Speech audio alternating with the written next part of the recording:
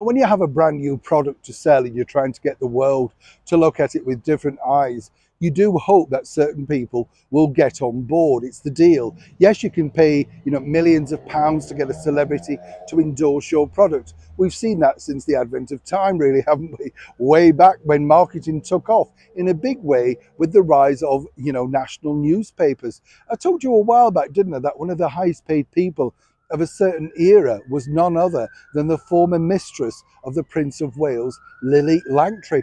All the way back then, she was given a mega deal to be the face of Pears soap.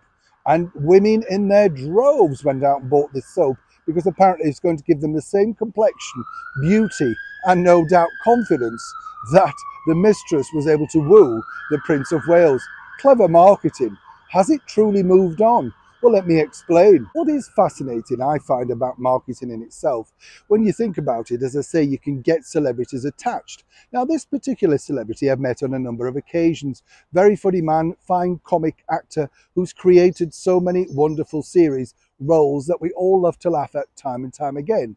Of course, his biggest success would be none other than Mr. Bean. Some might say a modern day Charlie Chaplin with elements of Benny Hill. No script, but relying on the talent and the contortions of Rowan Atkinson. Other big series, including this one this year, Blackadder, and Not the 9 O'Clock News, with the great Mel Smith, Pamela Stephenson and co. Very, very funny shows of their time. Now, Rowan was recently interviewed by a major newspaper over here in the United Kingdom and made, some might say, a bit of a gaffe. He's also a car-loving celebrity, has many, many nice cars to his name, and why not? He's worked very hard for them. But apparently he was sitting on the fence regarding the latest government push of electric cars. You know, the ones where you plug them in outside. Found it baffling myself, but there you go. Now, everybody's being told that electric cars are the future and they're going to save the planet. Now, you see, Rowan doesn't necessarily believe it and feels that we need to give it time first to see how it's developing moving forward, all of that sort of thing.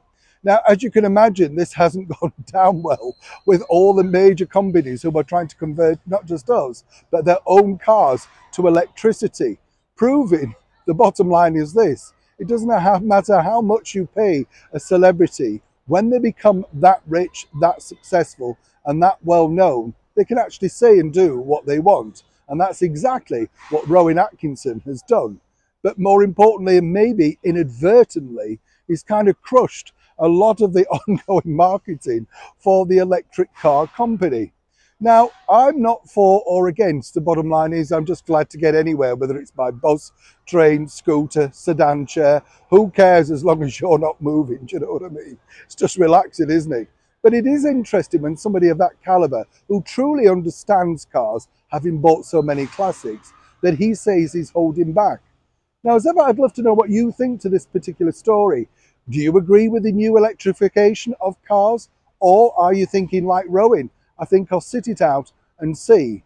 Or are you like me, waiting for the price of mobility scooters to come down with a bit of a speed on them where you can zip around yourself anyway? I love those, by the way. Do let me know what you think in the comments below. New Sean in the very heart of London.